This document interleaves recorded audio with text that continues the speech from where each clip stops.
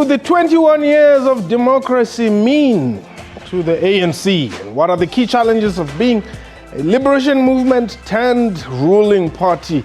What is the ANC's position on chaos in parliament and the disruption of proceedings throughout 2015? Will the ANC still be in control of the country's 5 metros after the 2016 local government elections? What time is it? It's question time.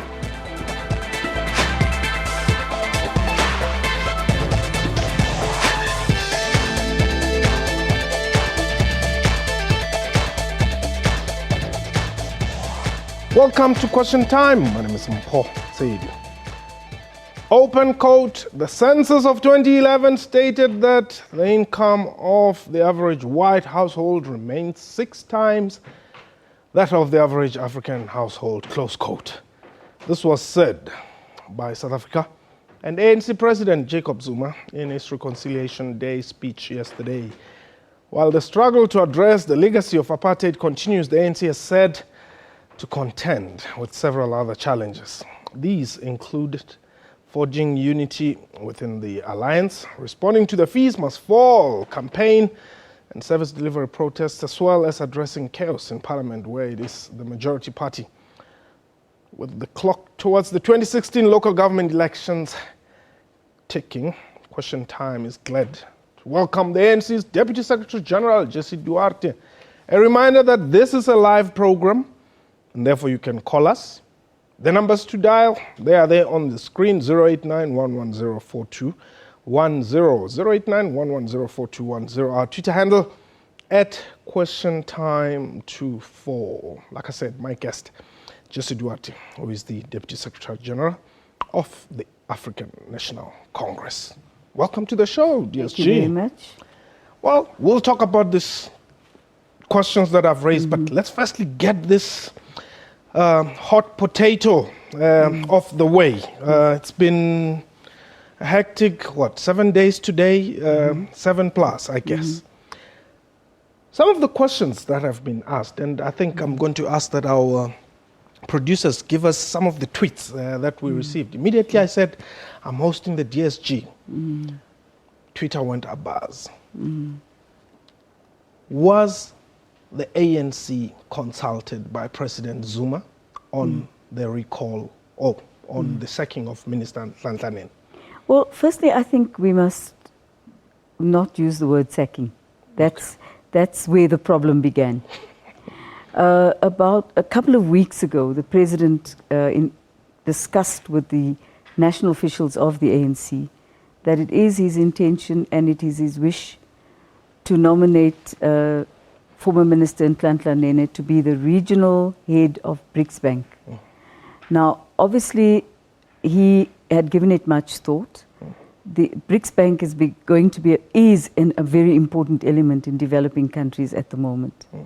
And so one would want to put your firmest and strongest people with very good financial backing who are respected globally in positions like that. That was a couple of weeks ago. Nobody saw a problem with that, frankly speaking. Then he came back a few weeks later and said, I found somebody who I think is going to be able to replace Minister Nene, and didn't at that point give a name, but he gave the person's credentials. He said, young, the person has been in the finance committee for 6 years. He's got a master's degree in financial management from the London School of Economics. He's been a mayor. He's been in Salga. So to us, that sounded like quite strong. We were also curious to know who this was going to be.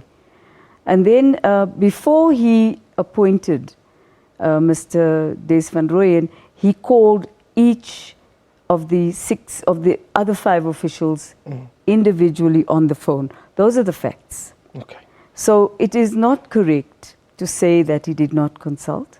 And in terms of the decisions of our National General Council, it's the top 6 officials that he consults on cabinet appointments, not everybody. Although, I want to also say this, he might consult us, but we don't necessarily make his mind up for him. Okay. You know, we can throw in a few things. And I do want to say this, Mpho. I think once the name was known, there were questions. We said, you know, when every time there's been an appointment of a finance minister, with the exception of Chris Liebenberg, Yes. if you recall, Yes. there was a chaotic situation in Yep. the marketplace. Yeah. It had never been different. We talked about that. We said there would probably be a reaction to his youth. There'd probably be a reaction to the fact that he's relatively unknown globally. Yes. But what we did not anticipate was the magnitude of this reaction. Okay. And hence, a decision that the president made to change it. And I think that's an important step forward. And then the change. 3 days down the line, President says, whoa, whoa, whoa, whoa, whoa. Was it in reaction to the rand, or was there further lobbying behind the scenes where... What is going on? Exactly. No, Yes. I think the president himself had received numerous representations from civil society organizations, from business, from the labor movement. He'd also met with the alliance partners on Friday night. And they had raised some concerns as well. So there was extensive consultation on this matter. And then on Saturday, he was in KZN having discussions with ANC structures. On Sunday in Mpumalanga, addressing the conference in Mpumalanga. Yes. But as soon as he came back, I got an SMS from his office at about 12, saying that the president wants to meet the national officials at 4 p.m. this afternoon. And when we got there, he said, given the magnitude of the fallout on the appointment of Des van Rooyen, I believe I've got to make a change. Okay. And I've got to change and it's the right thing to do. And we agreed with him. He didn't tell us who yet. Towards the end of the conversation, he said, I'm thinking of Praveen coming back. What do you think? Okay. And we said, no, there's no problem with that. We didn't think that was a problem. And he said he would then appoint Des as Minister of Kokta. Okay. And because of Des's experience there, we also did not see a difficulty with that. I see. But in essence, I think all of us were quite concerned. Okay. And we must say that to you. And we called a National Working Committee, extended one for Monday, in anticipation of a broader discussion with the leadership of the ANC. Okay. And that was convened already on Friday. We had alerted people. And then the marches. Mm-hmm. And, I mean, you even had to make an apology somewhere, you know, or a withdrawal or a retraction of, Hogan and Shaka. No. Look, I believe if you've made a mistake, be open enough to say, look, we've made a mistake. I was briefed that morning. Okay. And I said that after the briefing, but the briefing was incorrect. I then withdrew immediately the statement I had made. But look, the marches, look, we live in a democracy. Yeah. And for as long as we maintain our democracy, people have a right to march. Okay. And they have a right to voice their opinions. They have a right to say the things that they're saying, even if it is uncomfortable for us to hear those things. Yes. If people want to march and say those things, good and well. What I thought was a little bit and unacceptable was the comment made by Ghalib Kachalia on his Facebook page, which was very personal and extremely crude. And I'm not willing to apologize to him for the fact that he was extremely crude. I don't know him. All I know is that he was the son of a fairly wealthy, distant relative. So I didn't know who this... I don't know him personally. I know who he is. Okay. But I think that kind of thing, where people insult an individual who is part of a collective, yes, is beginning to become the norm in our country. You know, and I think that the ANC operates as a collective. Okay. And I will not apologize for speaking on behalf of the ANC and putting the collective's views forward. There's something that I noted, and yes. I mean, this is a question time of a sort, where we give it as it is. I mean, I couldn't help it but note that there were a lot of white people in yesterday's marches, as opposed to, other marches that, you would get. Did you take note of that, and what did it mean to you? Well, I think your first statement that you made, there's a lot of anger in the country when the rand devalued. Let's say that to you. Yeah. In our country, we still have a struggle that we must go forward with, and that is a struggle about wealth creation and the ownership of wealth. And it is true that the people most affected by a rand devaluing would be people who have investments elsewhere. And so one can't say they're wrong to be shocked. One can't say they're wrong to march. Their colour is immaterial to me, frankly speaking. I still see them as South Africans with a right to do so. Okay. I understand, and I've had lots of messages today expressing the sentiment that you're expressing. You cannot base a march on a racial perspective. I think people reacted in the way that it affected them the most. We have to build a nation. And I'm saying to those people, yes, you have a right to march, but can you also march when we're talking about an end to poverty in this country? Joe, you're in Bloemfontein. Yes, Paul. Thank you very much. You're welcome. Mr. Duarte, I want to ask you a few questions. Firstly... let it be one, please, Joe, for the sake of time. Say again? I'm saying let it be one for the sake of time. Yes, thanks. Okay. Why did Mr. Jeff Radebe last week on the TV said the cabinet was not consulted and they was totally surprised in that move? Thank you. But Joe, you are aware. Okay, I'm not an ANC spokesperson here, but yeah. Joe, thank you very much. In the history of cabinet reshuffles, you never tell the cabinet that you're going to reshuffle a cabinet if you're the president of a country.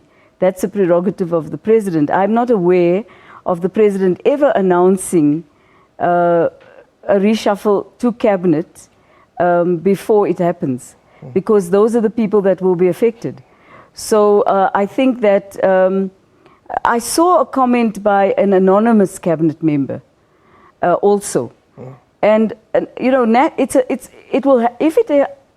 reshuffles happen for different reasons, and if it happens again, the president is not going to go to cabinet and say, I'm reshuffling cabinet. He doesn't do that ever at all. And Jeff Radebe is not in the top 6. No, he isn't. And not since 1994 has that happened. I don't know before. Maybe in the Apartheid era that might have been the way to do things, but it certainly isn't now. I want us to take a quick break, DSG. When we return, let's talk about 2015, the year that was, and if the 5 metros are within reach for the ANC. This is question time. The number to dial 089-110-4210. 089-110-4210. We'll be taking your calls right after this.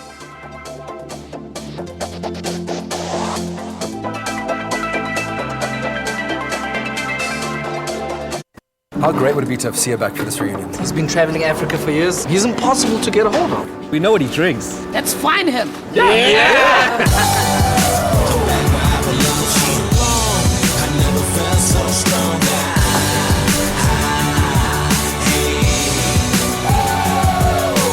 You think it worked? Hey, guys!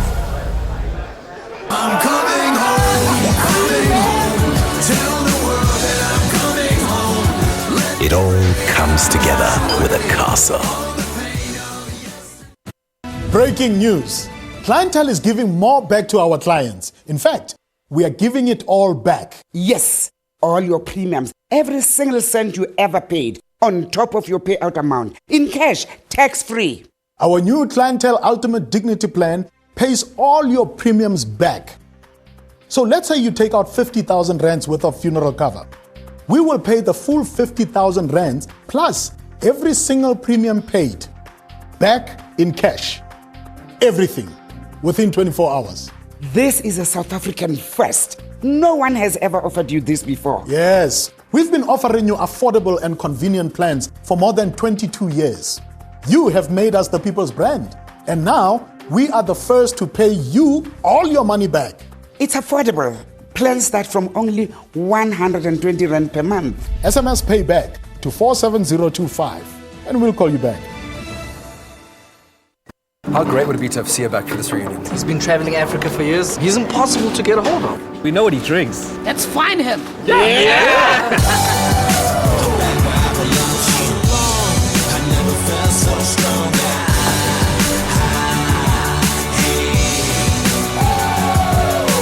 You think it worked? Hey, guys! I'm coming home. Tell the world that I'm coming home. It all comes together with a castle.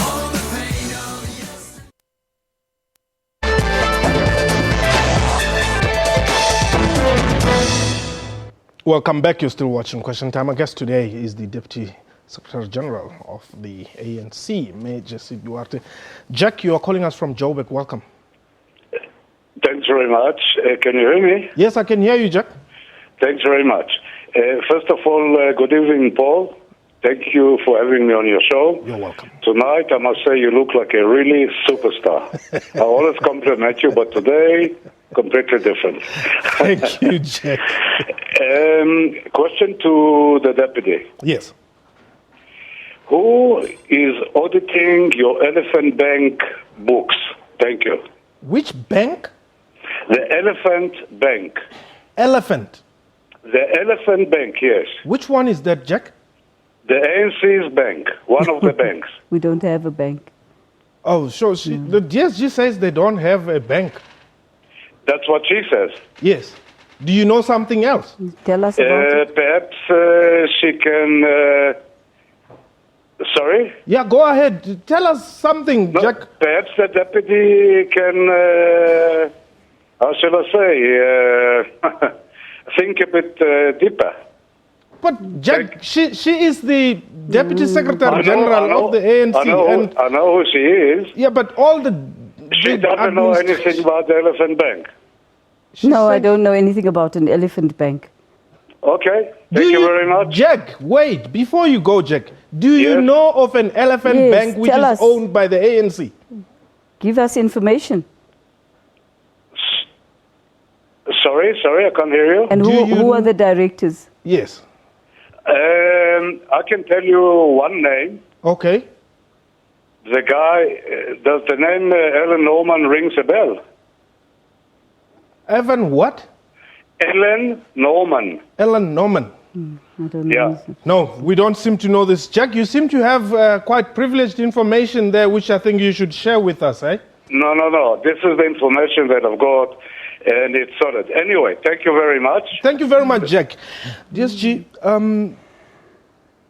2016 is around the corner. How prepared is the ANC? Can see it's hard out there. There's many players. No, you know what, Mpo, we're not arrogant, let me tell you. What we did this year was we got all our internal structural conferences out of the way. Yes. Youth League, Women's League, regional conferences, 2 provincial conferences out of the way. Our plan is to really tackle elections in our traditional way. Starting from the 4th of January, we will be taking South Africa door by door, talking to people. We intend to actually contest every ward in the country. We're not leaving a single front uncontested. We'll be focusing, obviously, on our stronghold areas, but we fully intend to tackle the Western Cape as well, Cape Town City. We believe that we will have more success this time around. It takes hard work. It's hard legwork that wins an election. Yeah. And it's not rhetoric. It's what the people have seen you do. For instance, in Cape Town today, Minister Lindy Sisulu opened the M2 Gateway. Yes. And that's a positive thing. In the Northern Cape, the Minister of Communications was handing out set-top boxes. Yes. That's a positive. Throughout the country, water, is being dealt with. Dam walls are being raised where water provisioning hasn't been done for decades. In Limpopo, the Nandoni concourse is being dealt with, in the Free State and so on. So local government is about local issues and direct services to the people. There are areas where we are going to have difficulty. I have no doubt about that, and we know that. We've identified about 23 areas distinctly in the country where out of the 23, 70% are places where we've delivered as the governing party. I also want to say to you, we're not a ruling party. We're a governing party. A ruling party is a party that intends never to recognize democracy. We do. We believe in it emphatically. Okay, so I want to say to you that our plan is to work very constructively, work very consecutively. We've got our volunteer structures in place already. Most provinces are ready, up and running. You would know that by now we know what our platform will be. We'll be having our manifesto workshop with our alliance partners early in the new year, immediately after our January Likhutla. So we're ready. Okay. Charles, you are in Umhlanga, Durban. Yes, of course. Thanks for taking my call. Can you hear me loud and clear? We can hear you very well, Charles.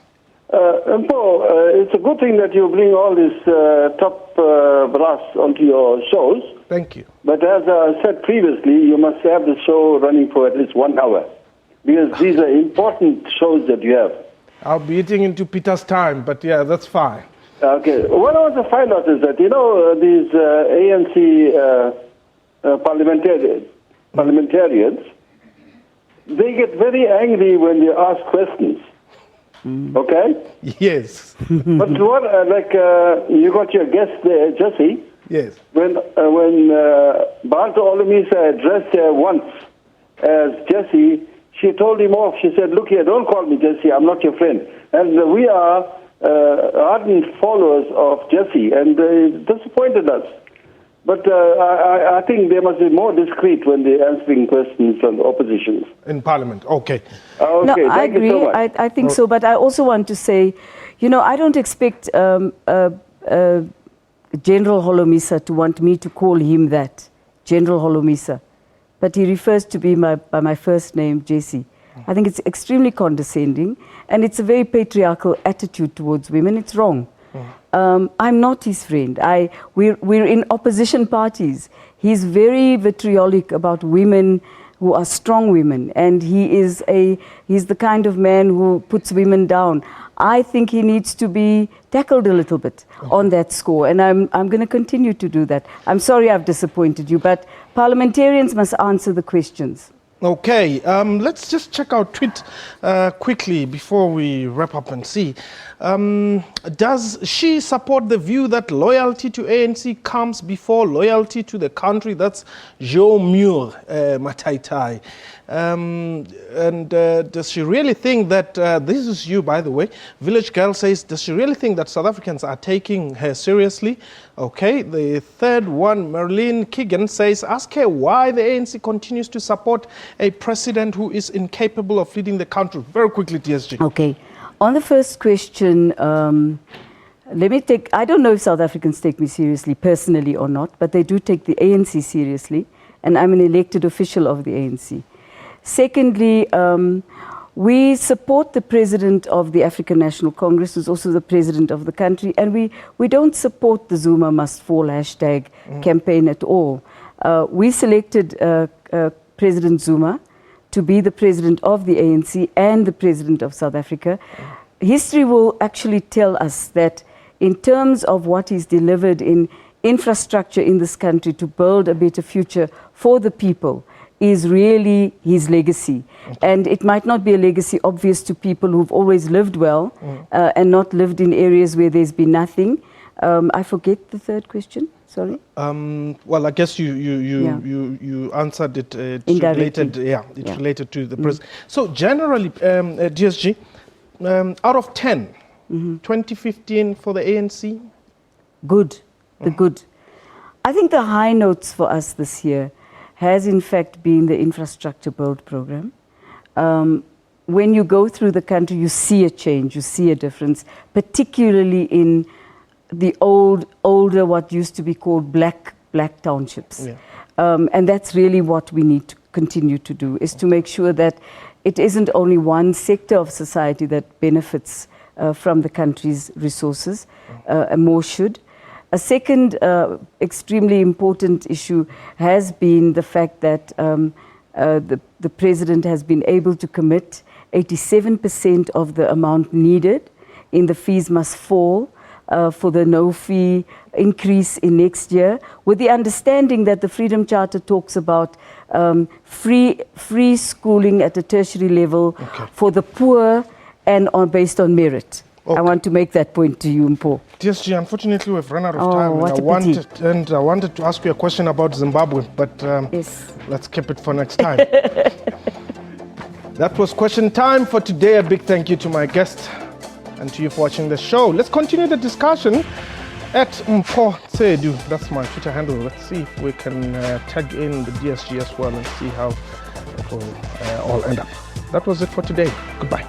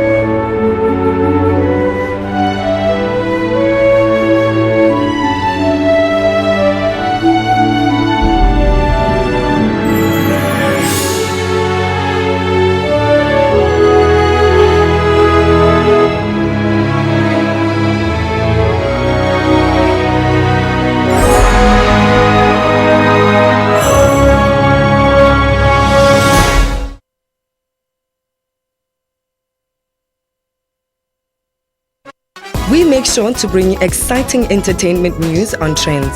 Ayanda, a vibrant South African movie told with love, passion and exceptional acting. For Ayanda at least, it says that we are heading in the right direction. South African films are growing and they are heading in the right direction to become international movies. The Urban Art Festival artists brought back colour to old buildings of Johannesburg with their spray cans.